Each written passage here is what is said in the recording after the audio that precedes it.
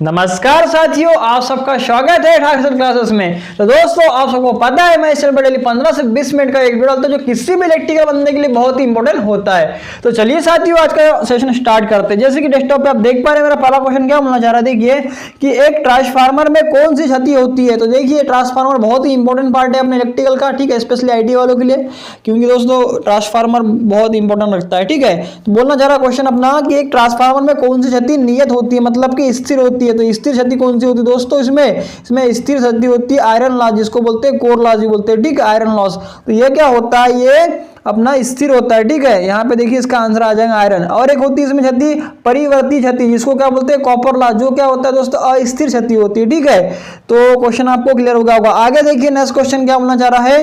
Next question है इसमें देखिए, सिंक्रोनस मोटर को चालू करने में प्रयुक्त पोनी मोटर में पोलों की संख्या सिंक्रोनस की अपेक्षा रखी जाती है। तो दोस्तों सिंक्रोनस मोटर भी बहुत अच्छी इंपॉर्टेंट है मोटर है, आप सबको पता होगा। ये क्या होता है, जो ट्रांसमिशन लाइन होती है ना, उनमें पावर फैक्टर को इंप्रूव कराने के लिए इसका यूज किया जाता है। तथा ये जो सिंक्रोनस मोटर होती है, ये अपने एनएस मतलब कि सिंक्रोनस स्पीड पे चलती है, तथा ये एक नियत गति की मोटर होती है।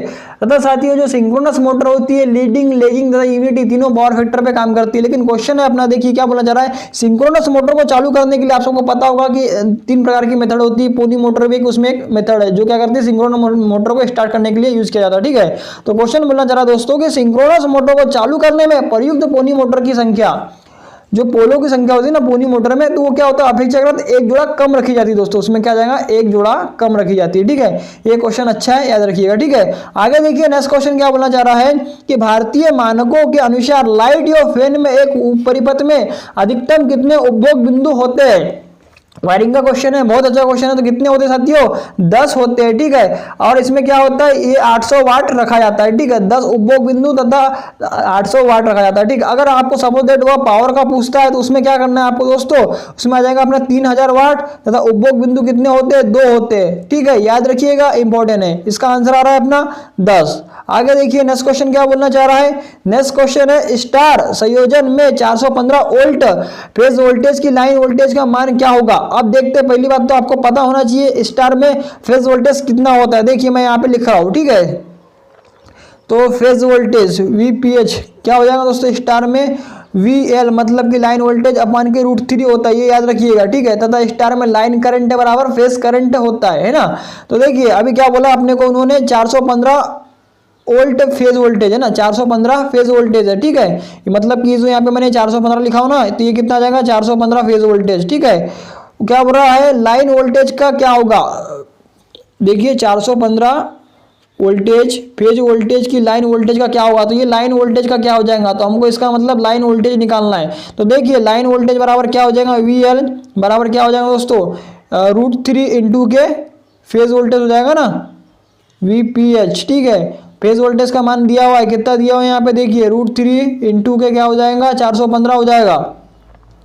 तो जब आप √3 का मान कितना होता है, 1.732 होता है। 1.732 का 415 में गुना कर देना, आपका आंसर निकल के आ जाएगा, कितना आ जाएगा, 718.78 वोल्ट आ जाएगा, ठीक है। तो ये क्वेश्चन ऐसा इस टाइप से बनता है। आगे देखिए नेक्स्ट क्वेश्चन क्या बोलना चाह रहा है। नेक्स्ट क्वेश्चन है साथियों, आप सबको पता होगा, देखिए क्या बोलना चाह रहा है डेस्कटॉप पे, किसी फ्रीक्वेंसी का टाइमर मतलब टाइम पीरियड सबसे अधिक होगा।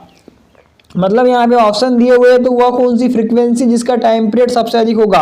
तो देखिए टाइम पीरियड बराबर क्या होता है, 1/f होता है, मतलब कि फ्रीक्वेंसी होता है। अब देखिए यहाँ पे क्या करना है, आप 1/, पहले कितना दिया, 10 दिया है, कितना आ जाएगा दोस्तों, 0.1 आ जाएगा, ठीक है। अब उसके बाद में क्या दिया है, 1 के, मतलब कि यहाँ पे देखो ये कितना आ जाएगा, 1000 आ जाएगा। मतलब यहाँ पे क्या आ जाएगा दोस्तों, 0.001 आ जाएगा, ठीक है।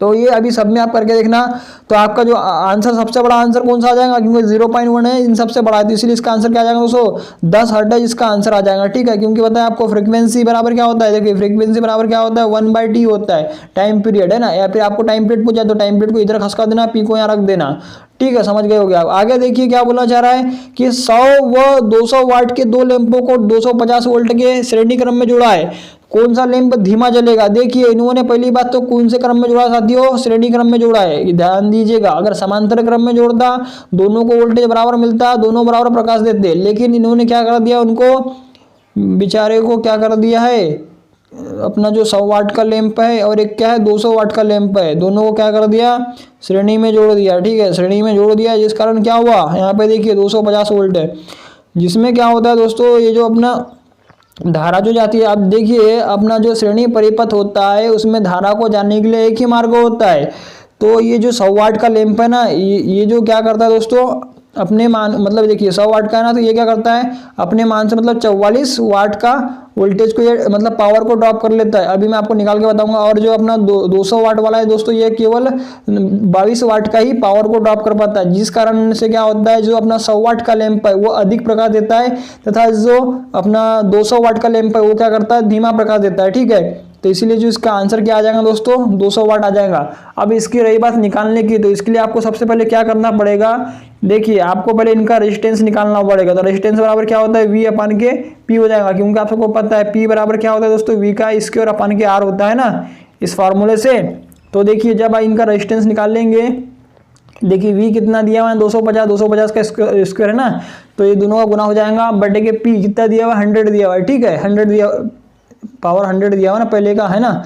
तो देख आप जब इसको हल करेंगे तो आपका आ जाएगा 625। ठीक है, ये आ जाएगा P1, अपना जो P1 का मान आ जाएगा। ठीक है दोस्तों, मतलब R1 जो P1 है ना, पावर 100 वाट है, उसका रेजिस्टेंस आ जाएगा। ठीक है, R1 का मान आ जाएगा। उसके बाद में R2 का जब मान निकालेंगे आप सेम उसी तरह से, तो उसका मान आ जाएगा आपका 312.5 आ जाएगा। ठीक है, ये आपका निकल जाएगा। उसके बाद में आप इसका RT निकाल दें। RT मतलब कि टोटल रेजिस्टेंस कितना हो जाएगा दोस्तों, आप दोनों को जोड़ देना, 625 और 312 को जब जोड़ेंगे तो 937.5 आ जाएगा। ठीक है, अब उसके बाद में क्या आ जाएगा दोस्तों, इन दोनों की इन दोनों का मतलब इसमें क्या होता है, IT सेम रहती है। IT मतलब टोटल करंट है। टोटल करंट के लिए क्या हो जाएगा, V I बराबर क्या होता है, V अपन R। तो V कितना दिया है, 250 दिया हुआ है। ठीक है, अपन की R कितना आ जाएगा, देखिए ये इतना टोटल 937.5 है। ठीक है, जब आप इसमें इसका भाग दे देंगे तो जो आपकी IT टोटल निकल के आ जाएगी ना, वो कितनी आ जाएंगी, 0.266 आ जाएंगी। ठीक है, अब देखना इसके बाद में क्या करना होगा साथियों, आपको 100 वाट की जो वोल्टेज ड्रॉप है वो निकालना पड़ेगा।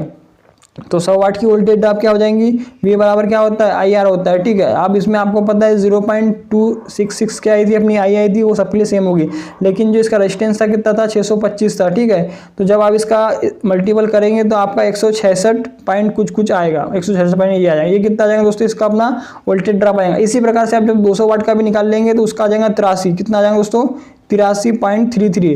तो 83.33 और जो 166 बराबर कितना आना चाहिए आपका, 250 आना चाहिए। तो देख लेना बराबर आ रहा है 250, है ना। अब उसके बाद में इन दोनों का टोटल मतलब कि 100 वाट की जो पावर खपत है वो निकालना है। तो P बराबर क्या होता है दोस्तों, आपको पता है P बराबर VI होता है ना। ठीक है, तो VI, तो V क्या है यहाँ पे देखिए अपना 250 है, लेकिन यहाँ 250 नहीं लेंगे हम, जब हम अभी 100 वाट के लिए ले रहे हैं। तो 100 वाट का कितना आया था अपना वोल्टेज, 166 खपत कर रहा है, 166.66 इंटू I कितनी थी, 0.266 थी। तो जब आप इसका मल्टीपल कर देंगे तो इसका गुना आ जाएगा 44 वाट। तो दोस्तों इस टाइप से ऐसा ये सब निकलता है। और फिर जब 200 वाट का निकलेगा तो उसका आ जाएगा 22 वाट, है ना। तो जो नियर बाय इसमें देखिए, आप देखिए 100 वाट का जो लैंप है ना, वो क्या करता है, 44 वाट को खपत करता है, और जो 200 वाट का है वो कितना करता है, सिर्फ 22 वाट को खपत करता है, जिस कारण जो अपना 22 वाट का लैंप है वो धीमा जलता है। इसीलिए क्वेश्चन में यह पूछा है कि श्रेणी क्रम में जोड़ने पर कौन सा लैंप धीमा जलेगा, तो वह 200 वाट का होगा। आगे देखिएगा नेक्स्ट क्वेश्चन क्या बोलना चाह रहा है। नेक्स्ट क्वेश्चन है अपना, एक कैपेसिटर शून्य करंट लेता है, तो वो इसका मतलब दोस्तों फुल चार्ज होने पर, है ना। ठीक है, इसके बाद देखिए आगे क्या बोलना चाह रहा क्वेश्चन है अपना, देखिए एक दीवार सॉकेट में फेस तार सदैव किस ओर लगाया जाता है, तो यह दाई साइड मतलब कि राइट साइड में लगाया जाता है। आगे देखिए नेक्स्ट क्वेश्चन बोलना चाह रहा है अपना, एसी परिपथों का कुल अवरोध क्या कहलाता है। क्या बोलते हैं साथियों, एसी परिपथ का कुल अवरोध उसे बोलते हैं इम्पीडेंस। इसको कैसे दर्शाते हैं, जेड से दर्शाते हैं। इसकी इकाई क्या होती है, ओम होती है। तो जेड बराबर क्या होता है दोस्तों, ये भी आपको पता होना चाहिए। तो इसमें आ जाएगा देखिए R का स्क्वायर प्लस XL माइनस के XC कोष्टक बन, यहाँ पे आ जाएगा स्क्वायर, और ये पूरा का पूरा ये रूट रहता है इस पे, है ना। ये भी एग्जाम की दृष्टि से इंपॉर्टेंट है। आगे देखिएगा नेक्स्ट क्वेश्चन क्या बोलना चाह रहा है, निम्न में से कौन सा पुर्जा ओम व किरचॉफ के नियमों का पालन करता है। तो जो इंडक्टर होता है मतलब कि L, C और ये R, ये क्या करते हैं, तीनों लोग ओम के नियम का पालन करते हैं। लेकिन जो ट्रांजिस्टर होता है, जो सेमीकंडक्टर होते हैं, डायोड, LED, वाल्व, ये क्या होता है, ओम के नियम का पालन नहीं करते, जिसे नॉन लीनियर मतलब कि अरेखीय बोलते हैं। और जो इंडक्टर और जो कैपेसिटर और जो अपना रेजिस्टेंस होता है यह क्या होता है, लीनियर, जिसे रैखिक बोलते हैं। ठीक है, आगे देखिएगा नेक्स्ट क्वेश्चन क्या बोलना चाह रहा है, निम्न एक डीसी मोटर का टार्क निम्न में से किसके समानुपाती होता है। तो दोस्तों इसमें ऑप्शन दिया हुआ है आर्मेचर धारा के। ठीक है, तो ये देखिए टॉर्क बराबर क्या हो जाएगा अपना, देखिए टी बराबर क्या हो जाएगा, टी प्रोपोर्शनल आई है, मतलब कि आर्मेचर करंट के क्या होता है, समानुपाती होता है। आगे देखिएगा नेक्स्ट क्वेश्चन क्या बोलना चाह रहा है, दो धातुओं के जोड़ों को गर्म करके विद्युत उत्पादन करना किस प्रभाव के अंतर्गत आता है। तो वह आता है अपना पीजो इलेक्ट्रिकल प्रभाव के अंतर्गत आता है। आगे देखिए नेक्स्ट क्वेश्चन क्या बोलना चाह रहा है, लेड एसिड सेल में बकलिंग दोष को दूर करने के लिए क्या किया जाता है। अब देखिए यहाँ पे इस टाइप से ऑप्शन दिए हुए चारों के तीनों क्या ऑप्शन गलत है, मतलब इसके अनुसार कोई भी ऑप्शन नहीं बैठा, इसलिए इसका आंसर क्या जाएगा, इनमें से कोई नहीं। अब पहली बात तो इन्होंने देखिए लेड एसिड बैटरी बोला है, बकलिंग दोष का नाम लिया है, तो इसके बारे में आपको पूरी जानकारी होना चाहिए। पहली बात तो बकलिंग दोष किसको बोलते हैं, प्लेटो का मानना है बकलिंग दोष कहलाता है। ठीक है, फिर अब ये होता कैसे, क्यों होता है भैया, ये बोलते हैं जैसे कि बैटरी होती ना, उसको लगातार अधिक दर से चार्जिंग और डिस्चार्जिंग करने के कारण इसमें जो उसकी बैटरी की जो प्लेटें होती ना वह मुड़ जाती है, उसी को क्या बोलते हैं, बकलिंग दोष बोलते हैं। तथा इसके निवारण के लिए क्या करना चाहिए, हमें जो उत्पादक द्वारा निर्धारित सीमा तक बैटरी को चार्ज व निर्धारित डिस्चार्ज करना चाहिए। तो इसका यह मतलब पता होना चाहिए आपको इसके बारे में। ठीक है, अब देखिए साथियों इसके आगे नेक्स्ट क्वेश्चन क्या बोल रहा है, नेक्स्ट क्वेश्चन है चुंबकीय फ्लक्स का मात्रक क्या है। भैया चुंबकीय फ्लक्स आ गया, इसको कैसे दर्शाते हैं, फाई से दर्शाते हैं। फाई इसकी इकाई क्या होती है साथियों, वेबर होती है, कई बार एग्जाम में पूछा जा चुका है, बहुत ही इंपॉर्टेंट क्वेश्चन है। इसका आंसर क्या आ जाएगा साथियों, वेबर आ जाएगा। ठीक है, यहाँ जैसे कि देख पा रहे होगे आप। आगे देखिए नेक्स्ट क्वेश्चन क्या बोलना चाह रहा है, नेक्स्ट क्वेश्चन है अपना क्या होगा अगर एक ट्रांसफार्मर को डीसी से जोड़ दिया जाए। तो भैया बहुत बड़ा उसके साथ में उसका गेम ओवर हो जाएगा। क्यों हो जाएगा, क्योंकि हमको पता है जो ट्रांसफार्मर होता है उसमें क्या होता है, ओनली एसी ही सप्लाई दी जाती है। ठीक है, तथा वो क्या होता है, सह प्रेरण, म्यूचुअल इंडक्शन, अन्योन्य प्रेरण, पारस्परिक प्रेरण के सिद्धांत पे कार्य करता है, मतलब म्यूचुअल इंडक्शन के सिद्धांत पर कार्य करता है। फिर फैराडे के इलेक्ट्रोमैग्नेटिक इंडक्शन के सिद्धांत पे कार्य करता है। ठीक है, उसमें हम डीसी नहीं दे सकते, अगर दे देंगे तो उसकी लग जाएगी, क्या लग जाएगी, प्राइमरी वाइंडिंग जल जाएगी। ठीक है, तो क्वेश्चन क्लियर हो गया होगा। आगे देखिए नेक्स्ट क्वेश्चन क्या बोल रहा है कि सीरीज रेजोनेंस परिपथ में जो पावर फैक्टर होता है वो क्या होता है, यूनिटी, मतलब कि इकाई होता है रेजोनेंस परिपथ में। ठीक है, सीरीज में। आगे देखिएगा नेक्स्ट क्वेश्चन बोलना चाह रहा है कि परिपथ में अधिक धारा से बचाव हेतु निम्न में से किसका प्रयोग नहीं किया जाता। अब ये अधिक धारा से बचाव के लिए है ना, अब देखिए फ्यूज का तो करते हैं, अधिक धारा जाएंगे तो वो उड़ जाएगा, अपने आप को शहीद कर देगा। ठीक है, एमसीबी ट्रिप हो जाएगी, ओवरलोड का मतलब ओएलसी ये भी काम करेगा, लेकिन नो लोड कॉइल मतलब कि एनवीसी, यह इसका आंसर आ जाएगा, क्योंकि यह क्या करती है, प्लंजर को पकड़ रखती है ना। आपने देखा होगा जो स्टार्टर होता है ना उसमें लगी हुई होती है, जो 3 और जो 4 पॉइंट स्टार्टर होते हैं ना उसमें लगी हुई होती है। ठीक है, तो क्या आ जाएगा भैया इसका आंसर, नो लोड कॉइल, क्योंकि क्वेश्चन ही उन्होंने बोला है कि अधिक धारा के बचाव हेतु निम्न में से कौन सा प्रयोग नहीं किया जाता। तो ठीक है, नो वोल्ट कॉइल नहीं की जाती। आगे देखिए नेक्स्ट क्वेश्चन क्या बोलना चाह रहा है कि सिल्वर नाइट्रेट के घोल में 1 एम्पियर धारा प्रवाहित करने पर इलेक्ट्रोड पर कितनी चांदी एकत्रित हो जाती है। तो भैया कितनी होती है पता होना चाहिए, एग्जाम की दृष्टि से इंपॉर्टेंट है। 0.00 मतलब 0.001118 ग्राम की चांदी क्या होती है, एकत्रित हो जाती है। देखिएगा घर पे करके आपके घर पे कितनी एकत्रित होती है। तो आगे देखिए नेक्स्ट क्वेश्चन क्या बोलना चाह रहा है, नेक्स्ट क्वेश्चन है भैया देखिए, तो फ्लेमिंग के बाएं हाथ के नियम का प्रयोग कहाँ किया जाता है। भैया फ्लेमिंग भैया थे, उन्होंने अपने दोनों हाथों के नियम को प्रदर्शित किया था। एक होता है राइट हैंड रूल और एक होता है left hand rule. Right hand rule पे क्या करता है, जनरेटर वर्क करता है, ठीक उसी प्रकार लेफ्ट हैंड रूल पे कौन करती है, मोटर करती है। ठीक है, तो इसका आंसर क्या आ जाएगा, डीसी मोटर आ जाएगा, जो क्या करती है, फ्लेमिंग के लेफ्ट हैंड रूल पर कार्य करती है। ठीक है, आगे देखिएगा नेक्स्ट क्वेश्चन क्या बोलना चाह रहा है, वेव बाउंड आर्मेचर में समांतर पथों की संख्या क्या होगी। अब देखिए भैया इन्होंने क्या बोल दिया, वेव बाउंड आर्मेचर में समांतर पथों की क्या होगी, संख्या कितनी होगी। तो देखिए समांतर पथों की संख्या क्या होती है, ए बराबर हमेशा 2 होती है। किस कंडीशन में, जब कब हो, वो वेव हो तब। ठीक है, और देखिए और एक चीज़ होता है इसमें, ए बराबर पी भी होता है, वो कब होता है, जब वो क्या हो, लेप में हो। ठीक है, तो याद रखिएगा साथियों। आगे देखिए नेक्स्ट क्वेश्चन क्या बोलना चाह रहा है, तो इसका आंसर देखो केवल 2 ही होती है। ठीक है, वेव में समांतर पथों की संख्या, चाहे पोलों की संख्या कुछ भी हो, लेकिन समांतर पथों की संख्या 2 ही होगी किसमें, वेव में। आगे क्वेश्चन है अपना देखिए, मापक यंत्रों में नियंत्रक टार्क किस टार्क के विपरीत कार्य करता है। तो भैया कौन से टार्क के विपरीत कार्य करता है, वो विक्षेपण टार्क के विपरीत कार्य करता है। आगे देखिएगा नेक्स्ट क्वेश्चन क्या बोलना चाह रहा है कि 6 पोल है, ठीक है। अल्टरनेटर में 100 वोल्टेज की फ्रीक्वेंसी प्राप्त करने तो कितने आरपीएम पे घुमाना होगा, चलिए घुमाते हैं इसको।